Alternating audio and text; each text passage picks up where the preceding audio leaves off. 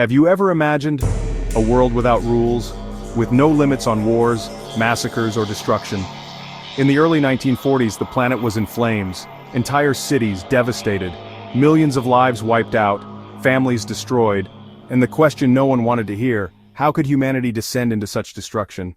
But amidst so much pain, an idea emerged, a bold idea, an idea that could finally unite the world. During World War II, the leaders of the most powerful nations realized something terrible.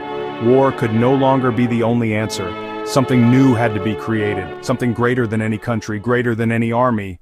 That's how, in 1945, in the conference rooms of San Francisco, representatives from 50 countries gathered. Each carried not only documents and treaties, but also the weight of millions of deaths and shattered dreams. Imagine the scene: silent rooms, weary gazes, voices trembling with emotion, and finally the signing of the Statute of the United Nations. It was more than paper, it was a pact, a solemn commitment. Never again shall war be the first course of action. Peace must be protected at all costs. Human dignity will be defended. And so, on October 24, 1945, the UN was born. An entity that, in theory, promised a united, just, and secure world. But how to maintain peace in such a fragmented world?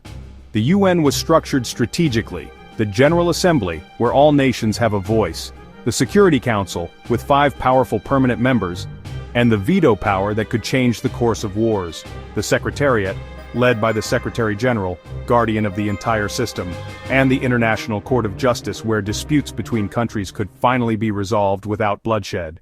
Soon after, the UN got to work. It created aid programs, helped rebuild destroyed countries, and in 1948 signed the Universal Declaration of Human Rights. But peace was not easy. The world was divided. The Cold War was beginning. Conflicts, tensions, nuclear threats. The UN was in the crossfire, trying to balance forces and prevent history from repeating itself. Still, the UN proved it could make a difference. It sent aid to refugees, supported peoples in decolonization, and fought hunger and disease. Each humanitarian mission was a chance to show that, even amidst chaos, cooperation could save lives. The UN emblem, a world map surrounded by olive branches, is not just a pretty design. It represents hope. Hope that humanity can choose peace, even after the greatest tragedies. Today the UN has 193 member countries. Not always perfect, not always victorious, but necessary. After all, how many wars could have been avoided without this space for dialogue? How many lives could have been saved? The creation of the UN was not just a document signed in 1945, it was a promise that the world could learn from its mistakes. A promise that, even after the most devastating destruction, humanity could still dream of peace. And every time we look at the UN emblem, we are reminded, peace is not a privilege, it is a choice the world needs to make every day. If this story inspired you, please like this video and follow our channel for more incredible stories from history.